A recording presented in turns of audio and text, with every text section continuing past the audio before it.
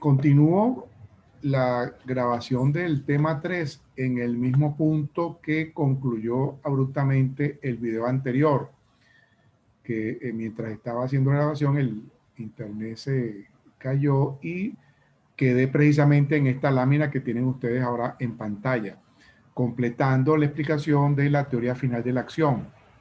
Básicamente, que la consecuencia principal es que el dolo se traslada de la culpabilidad a la tipicidad. Ya la finalidad, la voluntad final, como se entiende conforme a la teoría del finalismo, pertenece a la estructura de la acción típica. De este modo, la culpabilidad tradicional, dolo o culpa, se vacía de contenido, el cual es trasladado a la acción. El dolo como finalidad y la culpa como finalidad no debida salen del ámbito de la culpabilidad para formar parte del ingusto típico.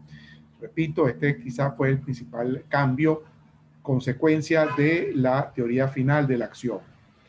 Estas dos teorías, el causalismo y finalismo, si se quiere, las grandes protagonistas en la evolución del concepto de acción. Hoy en día, por supuesto, yo creo que unánimemente, pues ya se aplica, es la teoría finalista de la acción. En el tipo, y específicamente como contenido, el tipo subjetivo, se estudia el contenido de la voluntad, precisamente dolo y culpa. ¿Ok? Ya no en la culpabilidad como lo hacía la teoría causal. Sin embargo, con posterioridad, otras teorías han, digamos, más modernas, hacen énfasis, pero en otros aspectos que vamos a ver. Simplemente parten de la idea de la voluntad final. Entienden este aspecto interno del comportamiento, la conducta del ser humano como voluntad final, ya no como mera voluntad causal, ¿ok? Entonces, esto es importante. Simplemente estas teorías que vamos a ver ahora a continuación hacen énfasis en otros aspectos también importantes. Yo creo que se complementan y mejoran, amplían las consecuencias de la teoría final de la acción. Una primera teoría, la teoría social de la acción. Teoría social de la acción. Parte esta teoría del hecho de que en la teoría causal no encuadraba bien el concepto de omisión, lo dijimos en su oportunidad, que era extraño a la acción, porque la omisión precisamente, el no hacer algo, no podía producir causalmente nada, no era nada lo que hacía. Y se criticaba el finalismo, que la conducta culposa era ajena a toda idea de objetivo final, es decir, la conducta imprudente no se podía decir que tenía una finalidad determinada, precisamente no había finalidad. Lo que pasa es que, bueno, se dice que la culpa pudo, la conducta culposa pudo haber sido también manejada finalísticamente si se hubiera dirigido la conducta a otra finalidad, ¿ok? Se habla entonces de que la culpa es una finalidad indebida, una finalidad no debida, pero bueno, esa ya es otro problema, no es necesariamente necesario para lo que vamos a explicar. Conforme a la teoría social, acción es todo comportamiento humano socialmente relevante. Ese es el añadido. Comportamiento positivo o negativo del hombre sometido a su voluntad o bajo su dominio y que tiene trascendencia o importancia en el ámbito social. Mirpuig cita al profesor alemán Jeschek: la finalidad y la posibilidad de finalidad serán, finalidad y posibilidad de finalidad, vean, dolo y culpa, serán los dos criterios que, junto al de trascendencia exterior, consideran relevancia social a un comportamiento humano. La finalidad en cuanto a los hechos dolosos, la posibilidad de finalidad en la imprudencia. Se dice que el hecho causado pudo haberse evitado mediante la conducción final del proceso, y la omisión, porque el no hacer lo esperado podía haberse evitado finalmente. Todo esto se incluye dentro del comportamiento humano, dentro de la conducta, según la teoría social. En el concepto social de la acción se debe apreciar los siguientes aspectos. un comportamiento positivo o negativo del hombre, acción o omisión, real y efectivamente o potencialmente dominado por la voluntad humana. Aquí vemos los dos digamos, elementos, ¿no? Relevancia social, el tercer elemento y que él añade pues esta teoría social, esto es que relacione al agente con el mundo que lo rodea, de tal modo que pueda ser objeto de un juicio de valor según las consecuencias deseables o indeseables que provoquen en la esfera social. Lo importante, según la teoría social, para hablar de comportamiento humano relevante para el derecho penal, además de ese comportamiento, esta manifestación externa, dominada por la voluntad final, eran las consecuencias que ese actuar del hombre tenía en el mundo circundante, tenía en sus relaciones con los demás. ¿Okay? La trascendencia social de ese comportamiento. Trascendencia, por supuesto, que se va a evaluar según las consecuencias, dañosas o no, que ese actuar produce en el mundo circundante. Precisamente, la conducta debe poder ser objeto de un juicio de valor según las consecuencias deseables o indeseables que provoquen en la esfera social. Eso era lo que determinaba el carácter social de la acción. No se quedaba solamente. Continuó, que se volvió a ir. Es que ustedes no se imaginan los problemas que he tenido con estas grabaciones, la verdad. Entonces, lo importante, además del comportamiento, de la manifestación exterior dominada por la voluntad final, era la trascendencia social que ese comportamiento tenía. Es decir, ya se acepta, ya no se discute aquello de comportamiento dominado por voluntad final. Simple y llanamente que se añade algo más para determinar cuándo es relevante un comportamiento humano. Precisamente será relevante cuando produce consecuencias en el mundo circundante, cuando puede ser objeto de valoración según según las características de ese comportamiento, según las consecuencias, dañosas o no, deseables o no, que provoquen en el mundo circundante. Otra teoría, la concepción negativa de la acción, simplemente añade un nuevo requisito, un requisito de las cosas desde otro punto de vista importante. El comportamiento relevante para el derecho penal sería aquel que se puede evitar. Si no es posible evitarlo, si no era posible evitarlo, si necesariamente se iba a producir, pues no puede hablarse de conducta relevante para el derecho penal. De manera que lo importante para esta concepción negativa de la acción es la evitabilidad. La acción es definida como comportamiento exterior evitable o un no evitar evitable en posición de garante, que sería la comisión por omisión. El autor ha desplegado una acción relevante para el derecho penal si le era posible evitar que se verificara el resultado, ya sea porque él mismo lo provocó con su hacer, que sería el caso de la conducta activa, o bien porque no interfirió en el curso causal que lo provocó, la conducta homicida. Esta teoría entonces resalta el criterio de la evitabilidad individual. Debe tratarse de un comportamiento evitable. Si no era evitable, si necesariamente se iba a producir, pues no tendría relevancia dentro del derecho penal. Ok. Otra concepción, la concepción personal, esbozada por Claude Roxin, simplemente él hace énfasis en que precisamente ese movimiento, esa manifestación exterior dominada por la voluntad final, lo entiende, y por eso la relevancia dentro del derecho penal, solamente cuando es manifestación de la personalidad del sujeto. La acción es el reflejo de la personalidad del autor, bien sea que éste se comporte activo o pasivamente, bien de manera dolosa, culposa. Es lo que explica Rodríguez Morales al hablar de esta concepción personal de la acción. Roxin entiende al ser humano como un centro anímico espiritual de la acción. Solamente aquellas conductas que pueden atribuírsele al ser humano, precisamente entendido como centro anímico espiritual de acción, pues serían las relevantes para el derecho penal. Un movimiento reflejo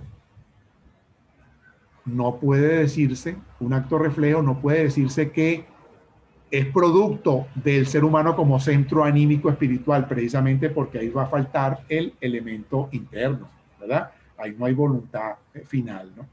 En todo caso, hace énfasis, recalca, nos recuerda en todo caso que la relevancia de una conducta para el derecho penal vendría dada ante aquellas conductas, manifestación externa, siempre va a haber, dirigido por voluntad final, que puedan atribuírsele a un ser humano, entendido el ser humano como centro anímico espiritual de acción. ¿Okay? Simplemente complementan, si se quiere, mejoran la teoría final de la acción. Mierpuig sobre la acción, vamos a ver su opinión. Él parte de lo siguiente: en un derecho penal propio de un Estado social y democrático de derecho, solo tiene sentido prohibir, solo tiene sentido que el derecho penal intervenga en aquellos comportamientos del hombre que sean externos y finales, aspecto exterior y aspecto interior. Ratifica digamos, lo que hemos venido hablando. La conducta humana no importa el derecho penal como movimiento físico, sino como dotada de significado social. Asume de esta manera también Mierpuig la teoría social de la acción. No es suficiente con ese comportamiento dirigido por voluntad final, sino además debe tratarse de un comportamiento que tenga significado social. El comportamiento es la base sustancial mínima sobre la que pueden asentarse las demás categorías del delito. Recuerden lo que les di al inicio. El primer tramo, acción, es el sustantivo, conducta, comportamiento, es el sustantivo sobre el cual se van a montar los calificativos: tipicidad, antijuricidad, culpabilidad. Así, dice Mierpuig, el comportamiento ha de entenderse en sentido normativo social y no puramente naturalístico, físico, mecánico, como lo pretendía el causalismo. Que de una parte haga posible ese sentido normativo social del comportamiento, haga posible que la acción sirva de objeto de referencia de los juicios de valor de antijuridicidad e imputación personal. Imputación personal es la culpabilidad como elemento del delito. Y de otra parte, ofrezca la base para la comprensión, abarca entonces la omisión y la imprudencia. Ambos conceptos esencialmente normativos. Entonces, pregona o explica de esta manera el concepto de acción, el concepto de comportamiento, que ya incluye omisión, incluye también las modalidades culposas, ambas de carácter normativo, ambas que solamente pueden explicarse comparándolas, contrastándolas con las exigencias de la norma. Okay. Dicho esto, vamos a otro aspecto, lo que tiene que ver con la omisión, que de alguna manera algo hemos adelantado. La omisión, concepto normativo, solo puede determinarse con relación a la norma. La única manera de entender la omisión relevante para el derecho penal es si la contrastamos con una norma. La omisión consiste en la no realización de la conducta prescrita por el ordenamiento jurídico, no interesando para nada lo que el sujeto hace en lugar de lo que debía hacer. ¿Okay? No se trata de no hacer nada. La omisión no debe entenderse como no hacer nada, sino debe entenderse como no hacer algo. Algo precisamente que la norma, por eso tenemos que apelar a una norma para entender el concepto de omisión relevante para el derecho penal. La norma me impone realizar determinada conducta y resulta que yo omito, yo no acato la norma, omito realizar lo que la norma me exigía. Entonces, no se trata, repito, de un no hacer nada, sino de no hacer algo. ¿Algo qué? Lo que la norma me impone. Arteaga también define la omisión como acto de voluntad por el cual el sujeto inhibe la acción que debía realizar. Rodríguez Morales, conducta pasiva o el dejar de hacer exteriormente perceptible de una acción que se esperaba de acuerdo a una norma axiológica cualquiera y que no está signado por una incapacidad operacional. Aquí amplía o da más detalles de lo de la omisión. La omisión se supone que es dejar de hacer lo que se esperaba que tenía que hacer, lo que una norma imponía. Y por supuesto, el sujeto será responsable de esa omisión siempre que no tenía, o mejor dicho, tenía posibilidad de cumplir, tenía posibilidad de hacer lo que la norma imponía y sin embargo no lo hizo. Para Model, en los tipos penales de omisión, el autor infringe un deber que le impone la obligación de actuar de una forma determinada, ratificando lo que hemos dicho. La omisión básicamente consiste, al contrastarla con una norma, en no hacer lo que se debía hacer, no hacer lo que la norma impone. La omisión, dos clases, omisión propia o también llamada omisión pura. Simplemente se castiga la simple infracción de un deber de actuar, es la omisión propiamente dicha. Coincide o se manifiesta a través de aquellos tipos de mera actividad que vimos en la clasificación de los delitos. Son delitos de mera actividad, la omisión propia. ¿Ok? Por supuesto, hay delitos de mera actividad que no son omisión, pero sí, los de omisión se traducen en delitos de mera actividad. Y la omisión impropia o comisión por omisión, precisamente, consiste en lo siguiente. Además de la omisión de la conducta debida, no hago lo que la norma me impone, se exige la producción de un resultado material, cambio o modificación del mundo exterior, que se imputará a la omisión del autor en razón de su posición de garante. Dice Rodríguez Morales, la persona deja de hacer algo a lo que está obligado personal o específicamente en calidad de garante del bien jurídico protegido. La omisión impropia, o más conocida como continúo la grabación, ya esto es muy complicado hacer estas grabaciones, la verdad no sé qué es lo que está pasando. Le decía que la omisión impropia, que es la comisión por omisión, al final de cuentas se traduce en comisión. Equivale a un delito de acción en el sentido siguiente. Es una omisión o como consecuencia del no hacer lo que tenía que hacer. Como consecuencia de mi omisión, produzco un cambio en el mundo exterior. Se produce un resultado material. De aquí la diferencia. Los delitos de omisión propia son tipos de mera actividad. En cambio, los delitos de omisión impropia, comisión por omisión, son delitos de resultado. Equivalen a un delito de resultado, por lo tanto equivalen a un delito de comisión. Simplemente que yo logro el resultado dejando de hacer lo que tenía que hacer cuando estaba en posición de garante.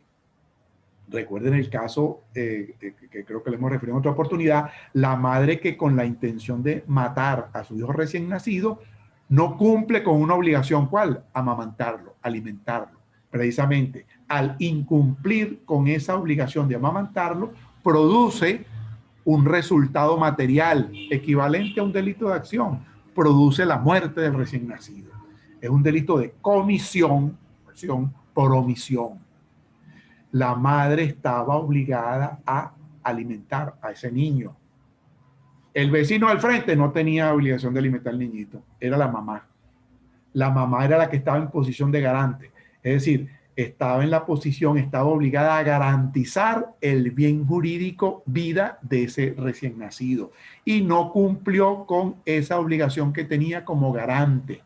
¿Ok? Eso era lo que se le exigía. Usted como debe garantizar la vida de su hijo recién nacido alimentándolo, debe alimentarlo. Si no lo alimenta, incumple con esa obligación, incumple con su posición de garante. La posición de garante lo vamos a entender como la situación de la persona, en virtud de la cual debe garantizar el bien jurídico que sea expuesto a un peligro determinado, por lo que responde de la ruptura de esa garantía lo que devendría en la lesión de ese bien jurídico. Posición de garante puede devenir de la ley, de un contrato, de un hecho precedente. Los niños pequeñitos se le dejan allá en sus clases de natación al salvavidas, al instructor de natación específicamente, ¿verdad? Precisamente mientras están bajo su cuidado, bajo su instrucción, bajo su guarda, el instructor de natación debe garantizar, entre otras cosas, la vida de esos niñitos, ¿verdad? Pero sin embargo, instructor de natación aceptó al niñito, el niñito entró a la piscina, algo así, pero después el instructor se acuerda, oye, el papá de este niñito no me ha pagado la mensualidad, por ejemplo. Entonces yo no voy a estar pendiente de ese niñito. Sigue ahí en la piscina, pero yo no tengo nada. El niñito, por supuesto, no sabe todavía nadar muy bien aquí, empieza a ahogarse. Y el instructor no, como a mí no me han pagado la mensualidad todavía, yo no voy a estar salvando a ningún niñito. El niñito muere ahogado. Este instructor de natación, como consecuencia del contrato que tenía como instructor de natación, contrato que había suscrito pues, verbal o oralmente con los padres del niño, estaba en posición de garantizar el bien jurídico vida de ese niño. No puede, por supuesto, argumentar que no me han pagado. No, señor. Usted, precisamente por el contrato asumido, usted asumió también la posición de garante. ¿Ok? En el artículo 210 de la LOMNA, es un ejemplo que quizás es la única disposición, la única ley en Venezuela que establece expresamente esta posibilidad de delitos de comisión por omisión. Eso no quiere decir que de la interpretación, por ejemplo, del Código Penal no pueda derivarse que en algunos casos es posible cometer alguno de esos delitos mediante omisión impropia. Pero fíjense cómo dice el artículo 210 para complementar esta explicación. El artículo 210 de la LOMNA. 210 no, 219, perdón, aquí 219, ahí hay un error ahí en la lámina. 219. Denomina el artículo comisión por omisión.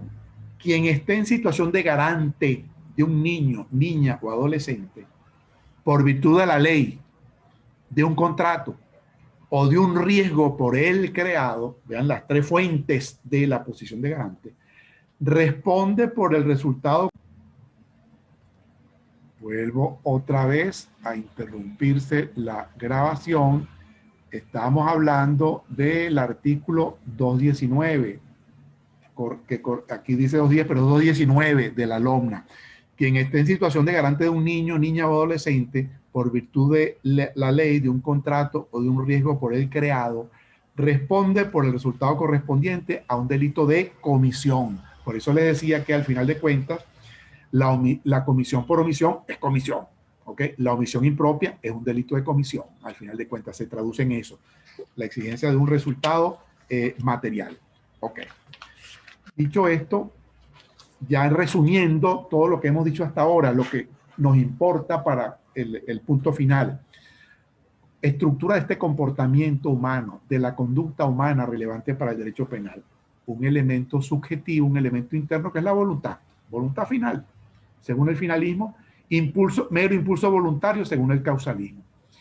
Por cierto, conforme al artículo 61 del Código Penal, se presume la voluntariedad de la acción o omisión. Dice el artículo 61 del Código Penal, el tercer párrafo, la acción u omisión, conducta, abarcando todo, penada por la ley se presumirá voluntaria, a no ser que conste lo contrario. ¿Okay? Esa es la regla en nuestra legislación. Esa voluntad final, según el finalismo, ese impulso voluntario, según el causalismo, se presume conforme al artículo 61 del Código Penal, a menos que conste lo contrario.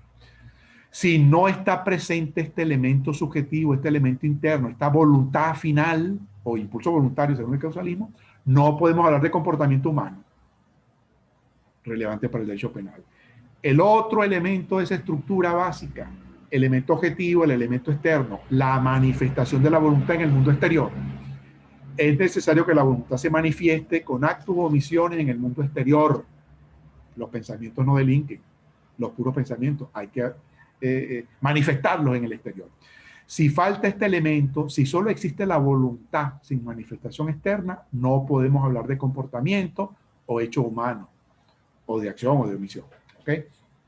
Con esto, este resumen nos da pie para lo siguiente, quizás la parte esencial de este tema, porque precisamente requiere toda la explicación, requiere como fundamento toda la explicación anterior. Casos de ausencia de conducta o comportamiento, acción o omisión. Recuerden que cuando explicamos que íbamos a examinar los elementos del delito, dijimos que resaltaríamos siempre las circunstancias, luego de la explicación en qué consiste cada elemento, las circunstancias que impiden que se dé ese elemento. En este caso, vamos a examinar cuáles son las circunstancias que impiden que se hable de un comportamiento o conducta humana relevante para el derecho penal.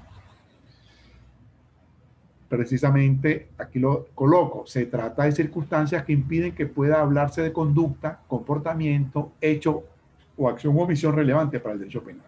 En primer lugar, si no proviene de un ser humano, no existe conducta relevante para el derecho penal. Eso en primer lugar. De manera que se excluyen los animales, el hecho de los animales, resultados producidos pueden ser muy dañosos por cosas inanimadas.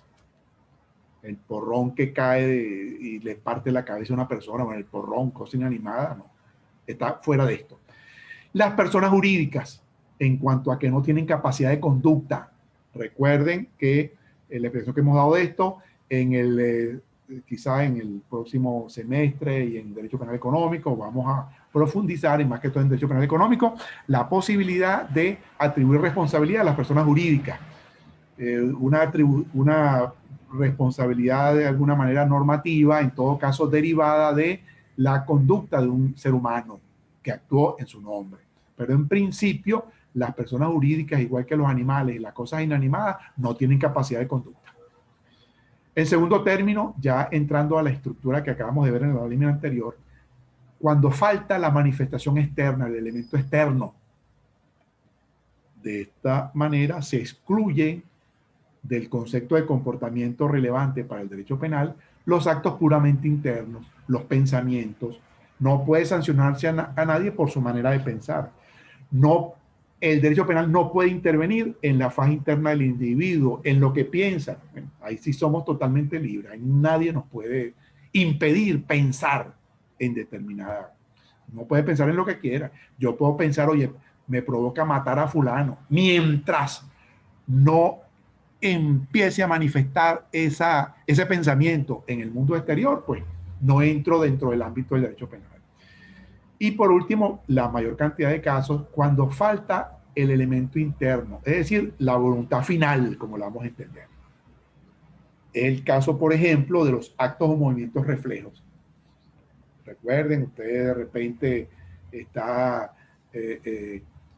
toca algo y que sin darse usted cuenta, ese algo está muy caliente, está ardiendo, bueno, usted se quema y de manera refleja como respuesta a ese estímulo externo, mueve la mano rápidamente y resulta que al moverla rápida y descontroladamente, rápida e involuntariamente, le da un golpe a otra persona y lo lesiona. Un movimiento reflejo. Ese movimiento reflejo no fue manejado por la voluntad final, ese movimiento corporal, precisamente por tratarse de una respuesta involuntaria a un estímulo exterior. ¿Okay? La fuerza física irresistible.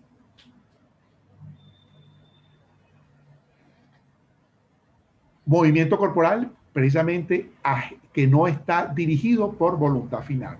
Es el caso, por ejemplo, de que a una persona la agarran dos amigos, tres amigos, lo levantan y lo zumban a la piscina y en la piscina le cae a un niño y lo lesiona. Ese individuo que fue lanzado, ese sujeto que fue lanzado, evidente, produjo un movimiento corporal, pero ese movimiento corporal consistente o que se tradujo en caerle encima al niño y lesionarlo, pues no fue dominado por su voluntad. Por el lado de la omisión, aquel señor que estaba obligado a impedir precisamente que el bañista se ahogara, esa era su obligación. En posición de garante estaba obligado a garantizar la vida de los bañistas porque él es el salvavidas. Una persona empieza a ahogarse, este señor no apareció por ninguna parte del salvavidas, pero ¿qué pasa? Se descubre que el salvavidas había sido amarrado en la caseta de salvavidas y como estaba amarrado, precisamente omitió realizar lo que tenía que realizar, omitió con cumplir con su obligación de garantizar, como sujeto en posición de garante, garantizar la vida de los bañistas, siendo él el salvavidas de la playa. Él omitió hacer lo que estaba obligado a hacer precisamente porque fue víctima de una fuerza física irresistible. Dos casos de fuerza física irresistible, por un lado de acción, un delito de acción, y por otro lado un delito de omisión. Otro caso en que falta la voluntad final y puede haber un movimiento corporal o una manifestación exterior, pero no dominado por voluntad final. Los estados de inconsciencia, el sueño, la persona dormida realiza algún movimiento brusco y le cae encima al niño recién nacido que tenía al lado y lo aplasta y lo ahoga. La persona, por supuesto, dormida realiza movimientos no dominados por la voluntad. Semisueño o la llamada ebriedad onírica o ebriedad letárgica también, ese estado de somnolencia que está entre el sueño y la vigilia. Es decir, la persona no está ni dormida ni despierta, sino está en ese trance. No sé si ustedes, por supuesto que lo han sentido, ¿no? Ese momento en que uno no puede decir que está dormido, pero que tampoco está despierto. En ese momento se dice que digamos, los movimientos que pueda realizar la persona no están dominados por la voluntad. Igual en los casos en que una persona se desmaya, los desmayos o la hipotimia, en todo caso la persona se desvanece por algún problema físico, que algo así, se desmaya, pierde la conciencia, ¿ok? Precisamente ese movimiento corporal que produce aquella persona que se desmaya y le cae encima a otro, o esa persona que se desmaya y le cae encima al jarrón y lo daña, ¿verdad? Precisamente no puede decirse que ese movimiento corporal fue dominado por su voluntad. Son casos en los que no puede hablarse de que hay comportamiento relevante para el derecho penal porque falta el elemento interno. Ahora, estos casos en los cuales falta el elemento interno es muy importante, aquí pongo un asterisco, es muy importante constatar lo siguiente, constatar que no está presente o no se produjo una acción libre en su causa. Me explico. Debe constatarse que no existe una conducta precedente voluntaria que haya provocado la circunstancia. Puede suceder que la persona voluntariamente se produjo la circunstancia que impedía la conducta. Por ejemplo, una persona que, un chofer no sé, de autobús, de X, un chofer en general, precisamente momentos antes había estado en el médico le recetó unas pastillas y le dijo, mire señor, tómese ya, empieza a tomarlas de una vez, esto le va a producir sueño, precisamente para que le haga efecto, esto le va a producir sueño, por lo tanto, trate de quedarse en su casa, no opere pues maquinaria, no maneje de ninguna manera, porque precisamente este medicamento le va a producir sueño de manera, vamos a decir, inesperada, de manera incontrolable. Este señor no le hace caso al médico, se tomó sus pastillas y dijo, no, yo voy un momentico a manejar porque no, eso no me, todavía no me voy a dar. Resulta que mientras conducía el vehículo, se produce ese sueño producto, se produce el sueño producto precisamente de el medicamento que estaba tomando y arrolla a una persona y la mata. No, pero es que yo estaba dormido cuando se produjo el accidente. No, señor, es cierto, usted estaba dormido, pero se puede constatar que usted voluntariamente digamos, se produjo la circunstancia, ¿ok? Se produjo el sueño, si se quiere, porque usted de manera imprudente se puso a conducir cuando le habían aconsejado y usted conocía que el medicamento que estaba tomando podía concluir eso, ¿no? Entonces, esto es importante. Aquella madre que recién dada a luz, que duerme con su hijo recién nacido, resulta que esta es una señora además muy voluminosa, una señora muy gorda, X, que tiene el sueño muy pesado y ella lo sabe, que tiene el sueño muy pesado, que cuando duerme, bueno, pues no hay nada que la despierte, ¿no? Ni que se caiga la casa, no se despierta, ¿verdad?